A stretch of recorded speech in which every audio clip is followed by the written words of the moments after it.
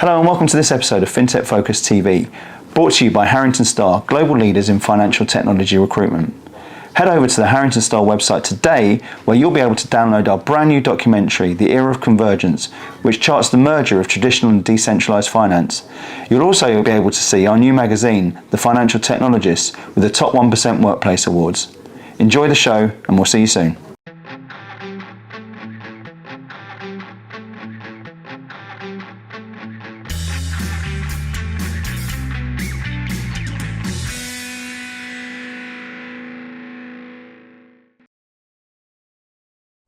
Hello and welcome to another episode of FinTech Focus TV with me, Toby. I said when I last interviewed this person that we'd have him back on the show. It's only taken a couple of years to make that happen, but it's always a great chat. This is someone who I've known for a very long time, someone who is possibly one of the most famous faces in this particular space, someone who's got an opinion, which is always great to hear, someone who's probably one of the most connected and talked about and known people that I've come across in this industry over the last 20 odd years.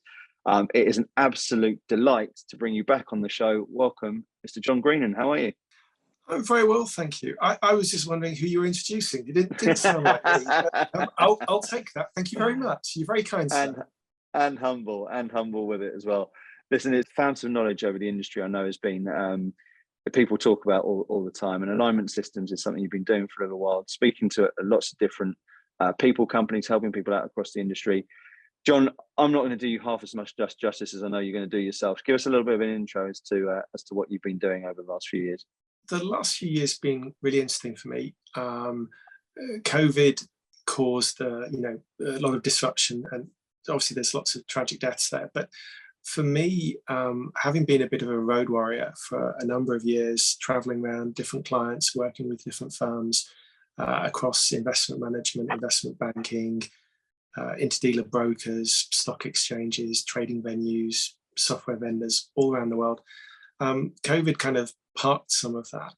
But what I found then was that I managed to find some clients that were happy with working remotely, and so continued. And over the course of that intervening period since COVID really started, been able to get a lot done. But also got to do some really interesting stuff. One of the things I've worked with for over 20 years is FIX. And one of the things I've been working on most recently is the 24/7 continuous markets working group for FIX. So if I may, without sort of trying to doorstep you and chew your ear off, but fire away. Well, historically, FIX has had three sort of time slots in a calendar: start, stop, and recycle time. So you'd start a FIX session at say 6 in the morning, check it was all up and running, connected to the exchange, or connected to a broker, or connected to a fixed trading hub, whatever. You'd have a stop time, and then you'd recycle the session, back up any log files, reset sequence numbers, and then the next day you'd start again. So very much like the way that a person goes to work: start work, finish work, go home. That's not really the way that financial markets work. If you think about foreign exchange, it typically starts on a Monday morning in Wellington, New Zealand, and finishes on Friday night in New York at 5 o'clock. But when you go beyond that, foreign exchange markets are continuous. Most instruments trade with greater or lesser degrees of liquidity continuously. So FIX really needs to keep up to date with that. One big impact over the last few years has been the growth of digital assets, crypto derivatives, crypto coins. And within that landscape, the exchanges and the trading venues have ran pretty much continuously. Exactly. That kind of works when you've got a retail focused market, that really what you're seeing is people connecting via browser-based applications with WebSockets and data transmitted as JSON packets.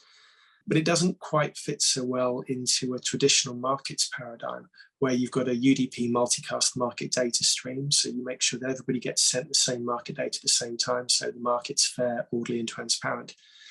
And you then will have a binary point of entry for people to send in orders with low latency. What we're looking to do with the 24/7 working group is to allow FIX to run 24/7. So things that people don't even really consider, we have to think about, and the working group's working on that. We've only started, we've had the first meeting. So I'd say to anybody who's, if your firm's a member of the fixed trading community, please go to the website, log in and join the group. Be more than welcome. And we're going to have a number of meetings over the coming months to try and thrash out some details. We've got a white paper at the moment we're working on. But that's kind of been an interesting development of trying to bring some of the positive aspects of the crypto landscape, of markets being continuous, getting risk on and off continuously, but bringing it into traditional finance, but bearing in mind the behaviors, the hygiene standards, the modus operandi of traditional financial markets. So that's been a big interesting thing for the last few years. And we've really got this 24/7 working group up and running within the auspices of the fixed trading community. So it's very exciting. And this is a global play for, because I know you're co-chairing it at the moment. There's to much acclaim on my LinkedIn feed this morning. I saw that sort of pop up with the good and great of the sector congratulating you and commenting on it and everything in between. There's a lot of familiar names that popped up in that. Let me tell you. Tell me, is it a global play? Are you talking about people all over it? Who's getting involved in it? What sort of companies are getting involved in it? So well, first of all, because it's fixed, so it's open. So any firm, anybody who's works for a member firm is welcome to join. The drivers at the moment, there's a stock exchange, a digital assets exchange in Singapore called AsiaNext. There's a technology vendor and exchange group, Aquis, in London, and a clearing and markets technology vendor called STT in South Africa.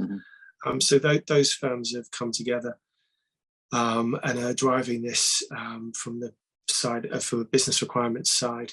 But it's open. So there's also people who've joined the working group from NASDAQ, from the London Stock Exchange Group, from Bloomberg, from Refinitiv. So what we really want to do here is build a global markets consensus for how to run a market 24/7.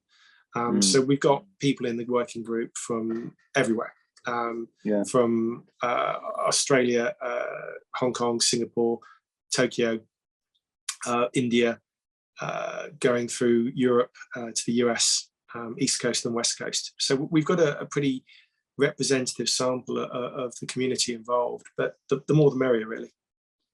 As we were talking about before this and catching up properly, having a good catch up before we came on air. I think the exciting thing about this is it's pretty pioneering first and foremost, but also you were talking about what it wants to be, and what your targets are as a group, and I think you put it in a wonderfully straightforward manner. Expand on that a little bit more. Well, when you go home and you go to the bathroom and you turn the tap on, you don't have to think, oh dear, my tap's just resetting. It'll be up and running again in 5 minutes after the sequence number's reset. When you go and open the fridge, you don't see the lights switched off because it's rebooting. If you turn the light switch on, it just works. Truly amazing things happen invisibly. If you think about the amount of infrastructure that's required to deliver clean running water, to do sewerage, to deliver electricity, it's phenomenal. It's billions or possibly trillions of dollars globally spent on the infrastructure, but we don't think about it. It's only when it doesn't work you think about it, when there's a power cut. Well, Fix is simultaneously very advanced in the sense that the firms that are using it are generally very sophisticated, money management firms, investment banks, stock exchanges, and so on. But also, in some aspects, it's quite primitive. So what we want to do is just make it so it just works. No great, strap line of we're going to change the world. It just works. It's the future. It just works. That's it. Nothing clever. It is clever, but it's not clever. It's not trying to outsmart people. The simple things of that is exactly right. When you think of it as running water, it's incredibly clever. And I often think this. I think sometimes the most difficult thing in the world is to make things as simple as possible. And when you look at good tech, it does just allow things to be as simple as possible. I love that when you said that earlier on, it sort of put a big grin across my face, just talking about the wonderfully simple, I guess, modus operandi of the group that you're putting through and how it can come into play, which I love. Yeah, to put a quote together, the times there are changing as well. You mentioned the sort of nod to digital assets at the moment. We know that's been a sort of fairly well talked about, over talked about, and contentious subject through 2022. An explosive end to the year of what was a pretty volatile year anyway for that particular space. But I think what we were talking about earlier on is there is a potential for that to be a foundational moment for improvement in the sector for a lot of things that you were talking about there with regards to putting the plumbing in place, I guess, to make it a much more trusted and mainstream asset class, for want of a better expression, for it to come through. Tell me a little bit about what you think's happening in that marketplace. I think you called it a learned experience earlier on. Yeah. Right? So I'd put it like this: if you think back to the dot-com bubble, right, there was all sorts of companies that had utterly unrealistic business models. Pets.com, Webvan, all of these sort of, at the time, they were the kind of high watermark for corporate blow-ups, where people invested a ton of money at ridiculous valuations and they blew up and they had, fire sale. But what happened also during that time was that companies built infrastructure. So companies like Cisco went from being a big firm to being gigantic. They did incredibly active mergers and acquisitions during that time. People built out the physical infrastructure. Ships were busy sailing the world, putting fiber optic cables under oceans. And the infrastructure got built out for the modern internet. My kind of view on what's happened in 2022, using a kind of quote from Harry Potter about the exchange that shall not be named. Well, the thing is that it's sad that people lost money, but they were risk assets. And I think that, unfortunately, part of risk is that some people win and some people lose. But what I think it's done is it's made people more aware of some of the options and the potential that's there. And what I'm expecting is that a new wave of firms will come into this space that look at the positive lessons learned and the negative lessons learned and absorb the good and reject the bad. So a lot of the first generation of these digital asset exchanges shunned regulation. They'd be based in very unusual places to try to conduct a large-scale financial wholesale business. And you might be having to transfer money to a bank in one very unusual place, then goes to another unusual place, and it comes out to a third place. I think people are going to say, well, no, we want things to be sufficiently regulated that people feel more secure. So I think that some of the tech and some of the design patterns and the behaviors of these exchanges will be retained. So that's part of the 24/7 Fix working group. If you look at the exchange that we shall not say its name and others, they run 24/7. Anybody who's worked with Fix has known, you've got to do a sequence number reset. And I won't go into the really low-level details. This is the wrong forum for that. But what we want to do is work through those issues and get to the stage where we can say, yes, you can run an exchange 24/7 using Fix. You turn it on and you keep going. And we cover all of the nasty edge cases. One of the first questions somebody said was around, well, how do you do an upgrade? Well, the Aquis matching engine, you can upgrade the matching engine in flight. So the old example people say is, we've got to land the 747 to replace the engine. You don't with the Aquis matching engine. You can keep the plane flying and replace the engine. The mechanic walks out over the wing and swaps the engine over, metaphorically. That's really where this all goes, that it's just invisible. You don't think about upgrading stuff. If you consider your phone, which has got more compute power than a desktop would have had only a few years ago, every now and then you get a little sign saying, there's a new version of iOS or Android available. You click download, it downloads it, it installs it, and it works. You don't think about it. Well, what we're going to be doing with continuous markets is moved to a stage where you can do your upgrades, you can reset your sequence numbers, but it just keeps working. It's remorseless and relentless. Basically, what we want to make is the Terminator of technology. It's remorseless and relentless, and it just keeps coming for you. I'm writing down building the Terminator of technology here. That may well be what we leave with as a title. I think it's really interesting, actually, is I've had Alistair Haynes on the show a couple of times now, and I love speaking to him every single time we match up. But I think, from a perspective there of an exchange, and also then looking at technology and how technology can drive things, I think they do some great stuff. You and I have known each other for a long time, and I think this has been a really encouraging evolution over that sort of period of businesses really looking at this and saying, how can we really push the boundaries and maximize what this industry can look like? And I think this is one of those areas where, again, digital assets has done a very good job at sort of, I guess, accelerating the thinking of the industry about what the real potential of it is. Do you agree with that? Well, I'd put it like this. Every firm I've worked with over my entire career, if you think about the amount of capital expenditure that's gone into the tech stack, it's always been the most money has been spent in the front office, less in the middle office, and the bare minimum to keep the lights on in the back office. And if you consider distributed ledger technology, atomic settlement, all of this stuff, although it's very glamorous and sexy sounding, if you stratify it into front, middle, or back, well, it's back office tech.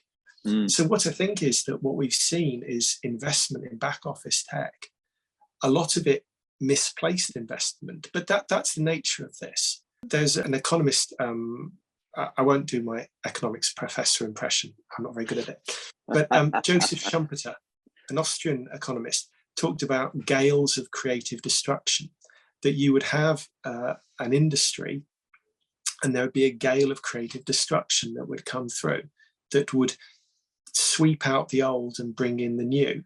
And what I think that we've seen with the advent of DLT, whether it's kind of open source or whether it's the enterprise paid for DLTs, is people thinking about their back office processes and how can they do that in a more modern manner such that they're not spending so much money on keeping legacy tech alive. And that, to me, is the real positive narrative from the crypto assets and the DLT era of tech. It's like I said, it's the kind of Webvan and Pets.com. We've gone through that, and now we're going to have new things that flourish. It's almost that the weeds that grow up through the rubble turn into beautiful flowers. Yeah, that's a great analogy, I think, within that. And look, I think the other similarity of what we've been talking about earlier on, and sort of taps into this, and moving back to the analogy of or the I guess the comparison of the .com era, and we've seen this very, very heavily over the back half of last year with tech stock and what's been happening with the reduction of headcount in a number of the different big tech companies, which continues into the start of 2023, and some of them very headline grabbing, others with a little bit more sense. There was a lot of overhiring that happened within tech, and a lot of inefficiency in terms of headcount and such like. We were musing earlier on. This is me putting my sort of recruiter head on of a couple of decades of seeing various different rises and falls of supply and demand on either side of candidate or client, and hiring company versus supply of actual talent. It's been fascinating for me.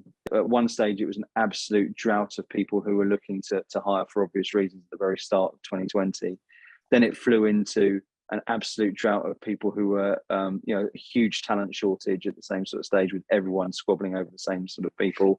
We spoke a little bit earlier on about companies who heady, very arguably nonsensical headcount numbers, which they need to hit for shareholder numbers, etc., which then created this enormous increase in cost, and then supply and demand alongside that at the same sort of stage, and retention issues because of that alongside it. It's been a fascinating wave to surf over the last couple of years from my perspective. You've got some views on this as well. Let them go. Well, I've just seen companies, rather than looking at what's the problem that we want to solve, what sort of people do we need to solve that problem? What sort of numbers of people do we need? How can we put in place a talent acquisition process, whether that's hiring junior people and training them, moving people from other parts of the business? It's almost been, in a number of cases I've seen, this kind of top-down, right, we need 100 people. Well, is it 100 or 97? Where's the underpin? No, we need 100. My, vaguely amusing, but sadly not for the people concerned, because these are real people. I spoke with a firm about 18 months or so ago. They said they wanted to hire 100 people to do a particular project. And I was speaking with them and I said, well, I'm not quite sure I understand what the project is that you want to achieve that requires 100 people. Could we talk through that? And they talked through it. And I felt they could do it with 4 teams of 6, plus 6 people as project management and shared services, DevOps kind of things. So 30 people. They just completely disagreed with me, poo-pooed that. And so I, said, thank you for your time. And I moved on. And subsequently, sadly, they did go and hire that 100 plus people, actually. And then most recently, I've seen they've had about a 70% headcount reduction, which sadly says that they've got back to the number that I suggested in the first place. But in the meantime, they've gone and hired a bunch of people, fired them, and those people have mainly left jobs in order to take this new role and then find themselves unemployed at the end of it. Perhaps they got paid a little bit more during the time they were employed by that firm, but it just feels all a little bit silly. We talked about the blitz scaling. Well, it's a book. It doesn't mean it's a way to live your life. And I think that one thing that's happened within FinTech has been that there's been a little bit of people, to use the phrase from a movie, getting high on their own supply and believing some of these statements that get made loftily by gurus about how you need to hire so many people. But having worked within most of the roles within a technology organization, business analyst, developer, tester, and a whole bunch of other things, teams generally work better when they're fairly small and they can know each other. The real unit of a team is not the number of people, it's the bonds of trust. That if you trust that your colleague's on top of this problem and you know that she's going to get you a good result tomorrow, you trust her to do that and you get on with your thing. But when you have these firms that say, wow, we need to hire, X hundred people, when it's that sort of top-down hiring target, you're managing the inputs, whereas really, if you're in a senior management position, you should be looking at the outputs. Whether you had one man or one woman who delivers all the work, or you've got 100, well, okay, key person risk if you've only got 1 or 2, but beyond that, think about the cost-benefit analysis. I think there's been a very odd movement to over-hiring. Traditionally, a lot of the financial services organizations I've worked with have been very cost-conscious.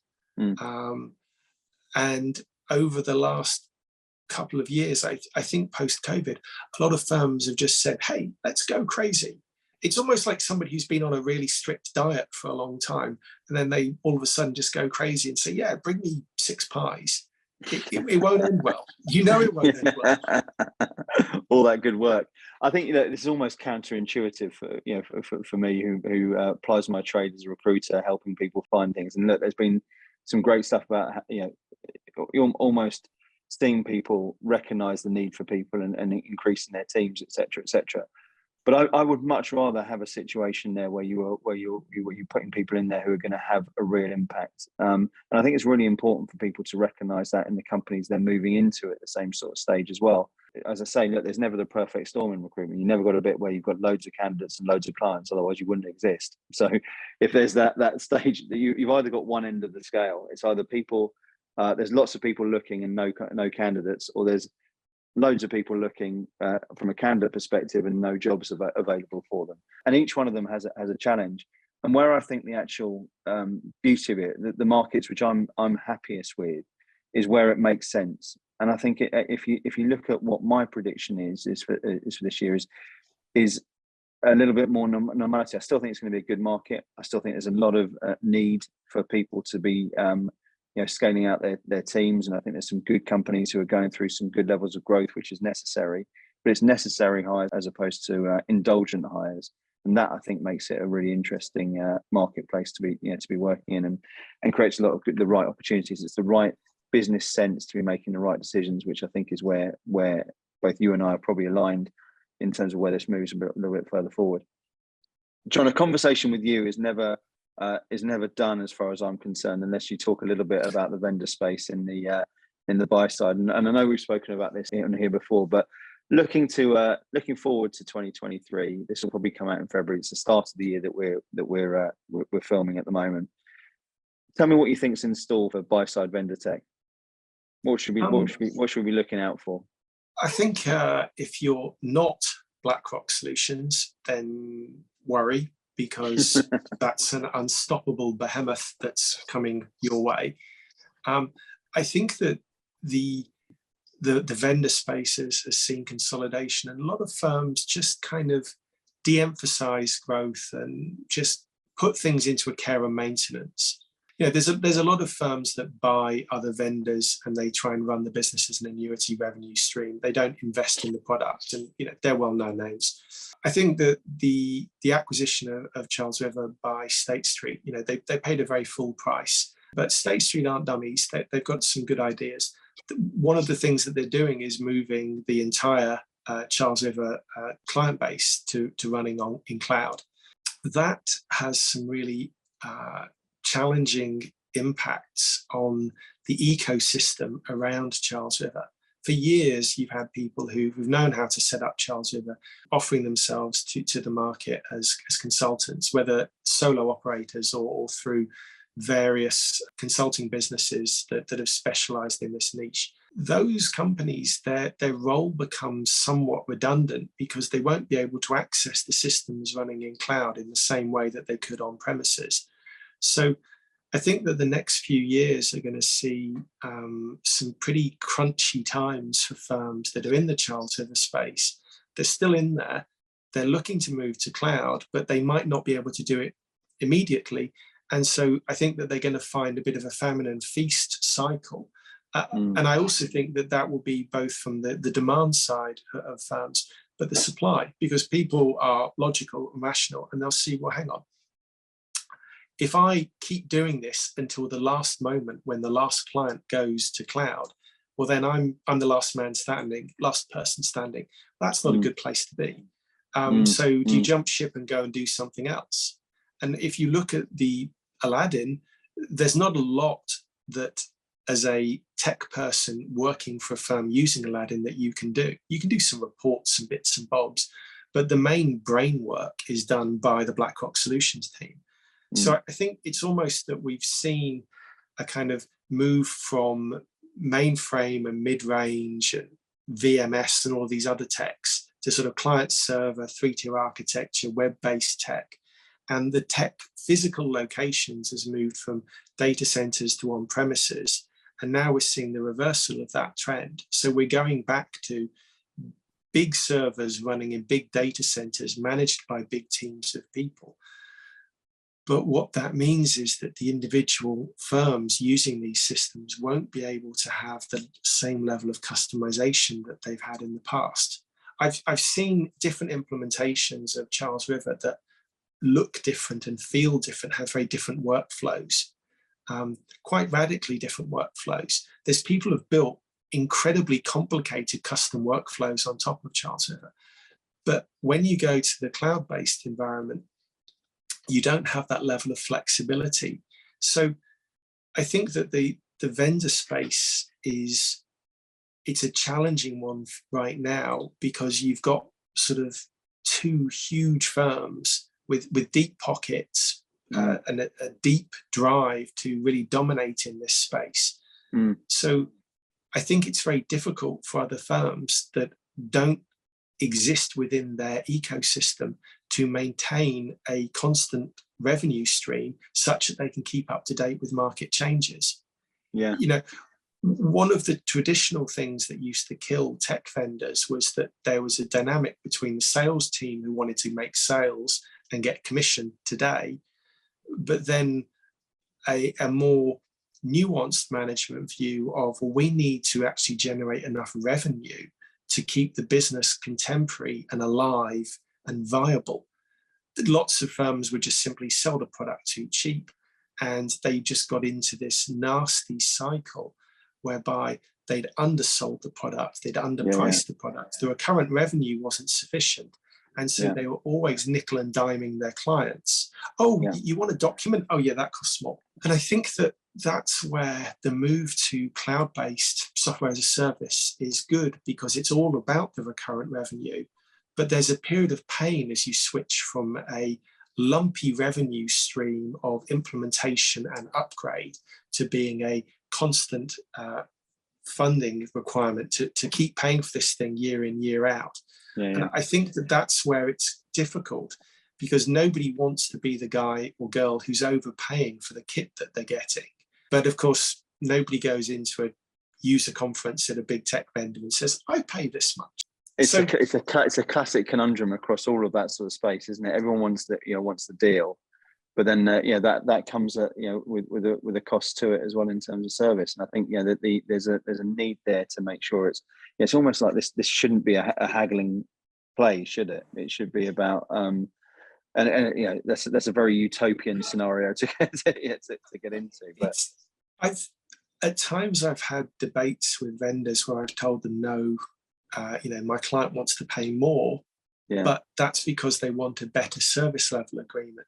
And to negotiate a better service level agreement with most vendors is quite a painful experience, because their entire model is based around, in some cases, charging a price and then trying to recover the losses from the headline price by whacking on the professional services, and then offering a terrible help desk service such that people then pay for more kind of devoted on-premise help desk people. So I think that the vendor space is going through this interesting generational transition back to big data centers, cloud-based deployments. But that really has a big impact on the commercials. So I suspect we're going to see some of the smaller vendors that have been able to keep going on a kind of care and maintenance basis, I think realizing that they just can't keep up the ghost, because they're not able to really do the investment to transition from a deployed on-premise model to a cloud-based environment. And so I think we're going to see a certain number of small vendors just give up the ghost and either sell up to one of the big tech firms that consolidates, or just basically shut it down and give up. And pivot, the old dirty word of pivot, but move into different areas. John, at time flies, as I say, when you're having fun, and it's flown through this conversation as always. I don't want to wait 2 years till the next one again. We'll definitely be doing more and hearing more from you on a more regular basis, moving further forward as well. But it is always a great pleasure having you on this show and hearing your musings on an industry that I love, and I know you're very passionate about the same sort of, the same things as well within it. Just to finish up, a final question for you is, who should be reaching out to you so you can help them at the moment, and what's the best way for them to get in touch with them? John.Greenan at alignment-systems.com. Basically, I work with investment banks, asset managers, hedge funds, stock exchanges, tech vendors, interdealer brokers, within the sort of electronic trading. If you look at blog.alignment-systems.com, there's a bunch of stuff I do. There's some good musings income trading venues. Yeah, there's one of the most the biggest blog posts I ever wrote was around fixed income trading venues.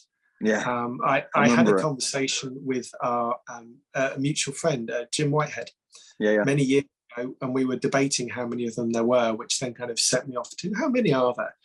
And that has kind of turned into its own thing, and there's 170 odd. I need to keep it up to date and track it more often, but the last few months have been quite busy. But Always happy to help. Watch out for the update. Indeed. John, absolute pleasure. Thanks a lot. I know it's your evening at the moment, and it's Friday night, so I hope you can go out and pour yourself a cold one now and enjoy the rest of the evening. It is a absolute pleasure to have you on the show. I love talking to you about all these sort of things, and let's definitely not leave it so long next time. John, thanks for coming on the show. Thank you very much for inviting me. Thanks very much, Toby. Take care. Thank you all for watching. We'll see you soon in another episode of FinTech Focus TV. Bye for now.